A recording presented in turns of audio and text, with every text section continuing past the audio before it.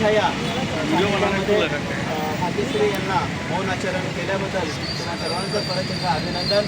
या मातीला न्याय मिळवून देईपर्यंत आम्ही सर्वांनी एकत्रित येऊन या मातीला न्याय मिळवून द्यायची आम्हा सर्वांची इच्छा आहे आणि हे न्याय मिळवून देऊच अशी अपेक्षा बाळगून हा मौनाचरणचा कार्यक्रम या ठिकाणी संपत आहे.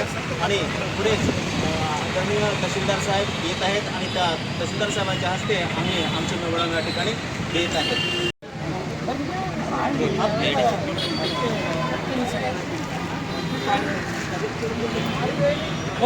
बरी जरा ಮಾತಾಡೋದು ಮಾಡ್ತೇವೆ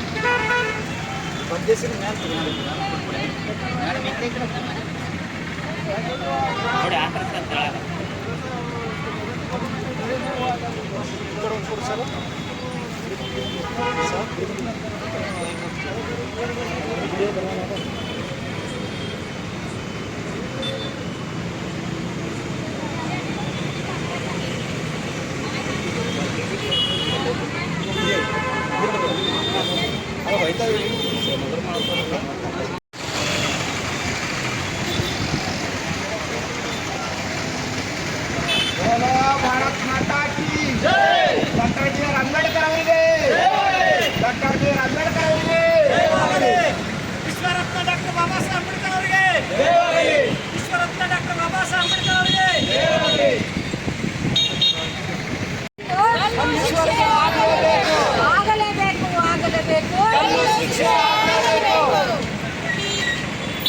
ಅವರಿಗೆ ಕರ್ನಾಟಕ ಸರ್ಕಾರ ಪರಿಶಿಷ್ಟ ಜಾತಿ ಪರಿಶಿಷ್ಟ ಪಂಗಡದ ಸರ್ಕಾರಿ ಮತ್ತು ಅರೆ ಸರ್ಕಾರಿ ನೌಕರರ ಸಂಘ ಬೀದರ್ ಶಾಖೆ ಬಸವ ಕಲ್ಯಾಣ ಶಾಖೆ ವತಿಯಿಂದ ನಾವು ಮೊನ್ನೆ ತಾನೇ ಆಗಿರ್ತಕ್ಕಂತಹ ಭಾಗ್ಯಶ್ರೀಯ ಅಪಹರಣ ಹಾಗೂ ಅತ್ಯಾಚಾರ ಆಮೇಲೆ ಕೊಲೆ ಆಗಿರ್ತಕ್ಕಂಥ ವಿಷಯದ ಬಗ್ಗೆ ನಾವು ಮಾತಾಡಲಿಕ್ಕೆ ಇಲ್ಲಿ ಬೀದರ್ಗೆಲ್ಲ ಬಸವ ಕಲ್ಯಾಣದಲ್ಲಿ ಬಂದಿರ್ತೇವೆ.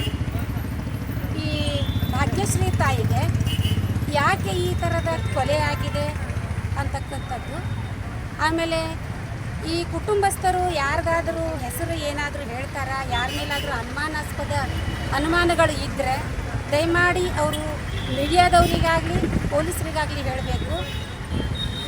ಕಾನೂನು ಅತ್ಯಂತ ಕಠಿಣವಾಗಿರ್ತಕ್ಕಂಥ ಕ್ರಮವನ್ನು ಕೈಗೊಳ್ಳಬಹುದು. ಈ ಭಾಗ್ಯಶ್ರೀ ಅವರಿಗೆ ಅಪಹರಿಸಿಕೊಂಡು ಹೋಗಿದ್ದು ಆಮೇಲೆ ಅವಳ ಮೇಲೆ ಅತ್ಯಾಚಾರವನ್ನು ಎಸಗಿ ಭೀಕರವಾಗಿರ್ತಕ್ಕಂಥ ಕೊಲೆ ಮಾಡಿರ್ತಕ್ಕಂಥ ಅಪರಾಧಿಗಳನ್ನು ಕೂಡಲೇ ಬಂಧಿಸಬೇಕು. ಬಂಧಿಸಿದಂಥ ಅಪರಾಧಿಗಳ DNA ಟೆಸ್ಟ್ ಮಾಡಿ ಆತ ಅಪರಾಧಿ ಹೌದೋ ಇಲ್ಲೋ ಅಂತಕ್ಕಂಥದ್ದನ್ನು ನಾವು ಏನು ಮಾಡಬೇಕು ಅಂತಂದರೆ ಖಂಡಿತವಾಗಿ ಆತನೇ ಹೌದು ಅಂತಕ್ಕಂಥದ್ದನ್ನು ನಾವು ತಿಳ್ಕೊಳ್ಬೇಕು. ಯಾವುದೋ ಒಬ್ಬ ಅಮಾಯಕ ಹುಡುಗನನ್ನು ತಂದು ಆ ಒಂದು ಶಿಕ್ಷೆಗೆ ಬಲಿ ಆಗಕೂಡ್ದು.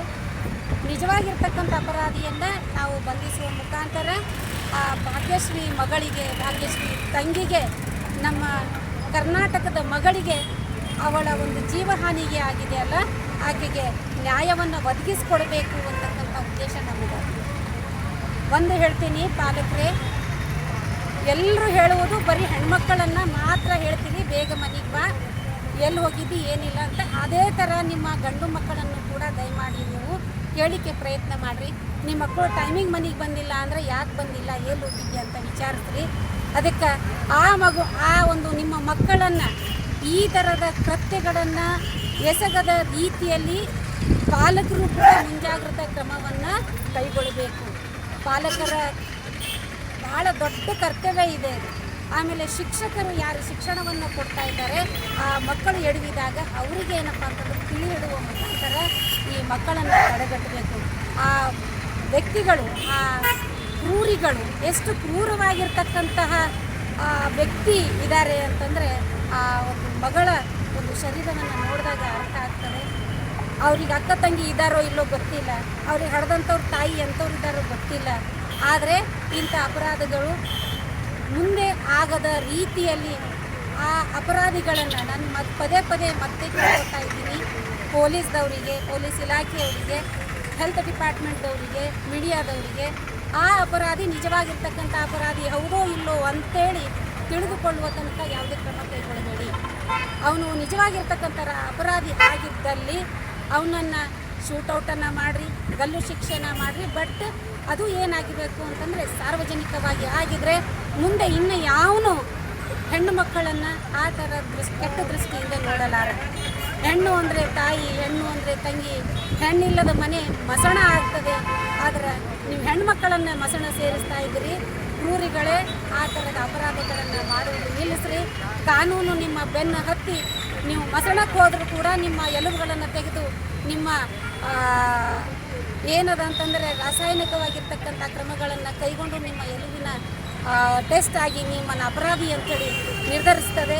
ಅದಕ್ಕೆ ನೀವು ಯಾರೇ ಇರಲಿ ಇಂಥ ಅಪರಾಧಗಳನ್ನು ಮಾಡದ ಹಾಗೆ ಇರಲಿ. ಆಮೇಲೆ ನಿಮ್ಮ ಅನೇಕ ಪೋಷಕರಲ್ಲಿ ನಾನು ಕೈ ಮುಗಿದು ಕೇಳ್ಕೊತೀನಿ, ನಿಮ್ಮ ಮಕ್ಕಳ ಮೇಲೆ ನಿಗಾ ಇಕ್ರಿ. ಪೊಲೀಸ್ ಇಲಾಖೆಯವ್ರಿಗೆ ನಾನು ಕೈ ಮುಗಿದು ಕೇಳ್ಕೊತೀನಿ, ಅಲ್ಲಲ್ಲಿ ಎಲ್ಲಿ ಇಂಥ ಅಕ್ರಮ ದಂಧೆಗಳು ನಡೀತಾ ಇದ್ದಾವೆ ಫಸ್ಟ್ ಅಲ್ಲಿ ಕಡಿವಾಣ ಹಾಕಿ. ಅಲ್ಲಿ ಕಡಿವಾಣ ಹಾಕಿದಾಗ ಇಂಥ ಕೃತ್ಯಗಳು ನಡೆಯುವುದು ಸ್ವಲ್ಪ ಕಡಿಮೆ ಆಗ್ತದೆ. ನಡೆಯೋದಿಲ್ಲ ಅಂತ ಹೇಳೋದಿಲ್ಲ, ಸ್ವಲ್ಪ ಕಡಿಮೆ ಆಗ್ತದೆ.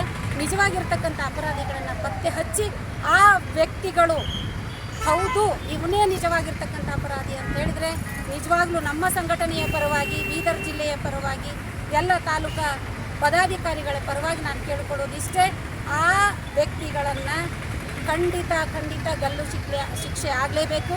ಗಲ್ಲು ಶಿಕ್ಷೆ ಆಗಲಿಲ್ಲ ಅಂದರೆ ಮುಂದಿನ ದಿನಗಳಲ್ಲಿ ನಾವು ಮತ್ತೆ ಇದೇ ಬಸವ ಕಲ್ಯಾಣ ತಾಲೂಕದಲ್ಲಿ ಅಂಬೇಡ್ಕರ್ ಸರ್ಕಲ್ದಲ್ಲಿ ಬಂದು ಮತ್ತೆ ನಾವು ರ್ಯಾಲಿಯನ್ನು ಮಾಡ್ತೀವಿ, ಹೋರಾಟವನ್ನು ಮಾಡ್ತೀವಿ. ಆ ಮಗಳಿಗೆ ನ್ಯಾಯ ಒದಗಿಸಿಕೊಡುವ ತನಕ ನಾವು ನಿಲ್ಲುವುದಿಲ್ಲ, ಹಾಗೆ ಮುಂದುವರಿತೀವಿ ಅಂತಕ್ಕಂಥ ಮಾತನ್ನು ನಿಮ್ಮೆಲ್ಲರಿಗೆ ಹೇಳ್ತಾ, ಮಾನ್ಯ ಮುಖ್ಯಮಂತ್ರಿಗಳೇ, ಗೃಹ ಸಚಿವರೇ, ಇಂಥ ಅಪರಾಧಗಳನ್ನು ನಡೆಯದ ಹಾಗೆ ಕಠಿಣವಾಗಿರ್ತಕ್ಕಂಥ ಕ್ರಮಗಳನ್ನು ತಾವು ಕೈಗೊಳ್ತೀರಿ ಅಂತಕ್ಕಂತಹ ಭರವಸೆಯ ಮೇಲೆ ನಾವು ಇವತ್ತು ಮಾನ್ಯ ತಹಸೀಲ್ದಾರ್ ಅವರಿಗೆ ನಮ್ಮ ಮನವಿ ಪತ್ರವನ್ನು ಕೊಟ್ಟು ಇವತ್ತು ಕೇವಲ ಶಾಂತಿಯುತವಾಗಿರ್ತಕ್ಕಂಥ ಹೋರಾಟದಿಂದ ನಮ್ಮ ಹೋರಾಟ ಇಲ್ಲಿ ನಿಲ್ಲಿಸ್ತೀವಿ. ಆದರೆ ಮುಂದಿನ ದಿನಗಳು ಯಾಕೆ ನ್ಯಾಯ ಸಿಗಲಿಲ್ಲ ಅಂದರೆ ಉಗ್ರವಾಗಿರ್ತಕ್ಕಂಥ ಹೋರಾಟ ಮಾಡಲಿಕ್ಕೆ ನಾವು ಹಿಂಗಾಗುವುದಿಲ್ಲ. ಇದು ನಿಮ್ಮ ಗಮನದಲ್ಲಿ ಇರಲಿ ಅಂತ ಹೇಳ್ತಾ ನಾನು ನನ್ನ ಮಾತಿಗೆ ವಿರಾಮ ಕೊಡ್ತೇನೆ. ಜೈ ಭೀಮ್, ಜೈ ಭಾರತ್. ನಾನು ಸುಮತಿ ಶಿಂದೆ, ಬೀದರ್. ಮನೆಯವರ ಸನ್ನಿಧಿಯಲ್ಲಿ ನಿಂತ್ಕೊಂಡು ನಾವು ಒಂದು ನ್ಯಾಯಕ್ಕಾಗಿ 2ನೇ ದಿವಸ ಮತ್ತೆ ಬಂದಿರೋದು. ದಯವಿಟ್ಟು ಎಲ್ಲರಿಗೆ ಒಂದು ಪ್ರಾರ್ಥನೆ ಅದ, ಪ್ರೇಯರ್ ಅದ, ಸರ್ಕಾರಕ್ಕಾಗಲಿ ಪೊಲೀಸರಿಗಾಗಲಿ ದಯವಿಟ್ಟು ಆದಷ್ಟು ಬೇಗ ಯಾರು ಆರೋಪಿಗಳಾರ ಅವ್ರ ಹೆಸರುಗಳನ್ನ ನೀವು ಹೊರಗೆ ಹಾಕಿರಿ, ಅವ್ರಿಗೆ ಕಠಿಣವಾದಂಥ ಶಿಕ್ಷೆ ಕೊಡ್ರಿ. ಆ ಹುಡುಗಿ ಏನು ಭಾಗ್ಯಶ್ರೀ ಅದಳಲ್ಲ, ಆಕೆಗೆ ನ್ಯಾಯ ಕೊಡಬೇಕು. ಅವ್ರ ತಾಯಿ ತಂದೆ ಭಾಳ ಕಡು ಬಡವರಾರ, ಅವ್ರಿಗೆ ಏನಾದರೂ ಸರ್ಕಾರದಿಂದ ಸ್ವಲ್ಪ ಸೌಲಭ್ಯಗಳು ಸಿಗಲಿ ಅಂತ ಇಷ್ಟು ಹೇಳಿ ನಾನು ಹೇಳ್ತೀನಿ.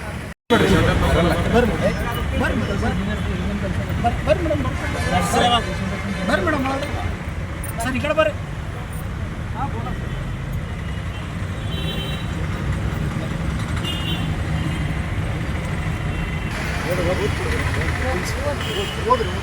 ಸರ್ಕಾರಿ ಪರಿಶಿಷ್ಟ ಜಾತಿ ಪರಿಶಿಷ್ಟ ಪಂಗಡ ನೌಕರ ಸಂಘ ಜಿಲ್ಲಾ ಶಾಖೆ ಬೀದರ್ ಹಾಗೂ ಬಸವ ಕಲ್ಯಾಣ ಶಾಖೆ ಬಸವ ಕಲ್ಯಾಣ ತಾಲೂಕು ಇವರಿಗೆ ಮಾನ್ಯ ಮುಖ್ಯಮಂತ್ರಿಗಳು, ಕರ್ನಾಟಕ ಸರ್ಕಾರ, ಮಾನ್ಯ ತಹಸೀಲ್ದಾರರು, ಬಸವ ಕಲ್ಯಾಣರ ಮುಖಾಂತರ ವಿಷಯ ಬಸವ ಕಲ್ಯಾಣ ತಾಲೂಕಿನ ಗುಂಡೂರು ಗ್ರಾಮದ ನಿವಾಸಿಯಾದ ಕುಮಾರಿ ಭಾಗ್ಯಶ್ರೀ ಪಂಡಿತ್ ಆಲ್ಗುಡೆ 18 ಯುವತಿಯ ಹತ್ಯೆ ಖಂಡಿಸಿ ಆರೋಪಿ ಕಠಿಣವಾದ ಶಿಕ್ಷೆ ವಿಧಿಸುವ ಮನವಿ ಪತ್ರ ಸಲ್ಲಿಸುವ ಕುರಿತು ಮಾನ್ಯರೇ, ಈ ಮೇಲ್ಕಂಡ ವಿಷಯಕ್ಕೆ ಸಂಬಂಧಿಸಿದಂತೆ ದಿನಾಂಕ 1/9/2024 ಕುಮಾರಿ ಭಾಗ್ಯಶ್ರೀ ಪಂಡಿತ್ ಆಲ್ಗುಡೆ 18 ವರ್ಷದ ಯುವತಿಯನ್ನು ಅಪಹರಿಸಿಕೊಂಡು ಹೋಗಿ ಗುಂಡ್ತಿರ್ತವಾಡಿ ತಾಲೂಕು ಬಸವ ಕಲ್ಯಾಣ ಜಿಲ್ಲೆ ಬೀದರ್ ಬಸವ ಕಲ್ಯಾಣ ಇಂಜಿನಿಯರ್ ಕಾಲೇಜ್ ಹಿಂದುಗಡೆ ದುಷ್ಕರ್ಮಿಗಳ ಘೋರವಾಗಿ ತಲೆಗೆ ಕಲ್ಲಿನಿಂದ ಜಜ್ಜಿ ಅನುಮಾನುಷವಾಗಿ ಕೊಲೆ ಮಾಡಿರುತ್ತಾರೆ.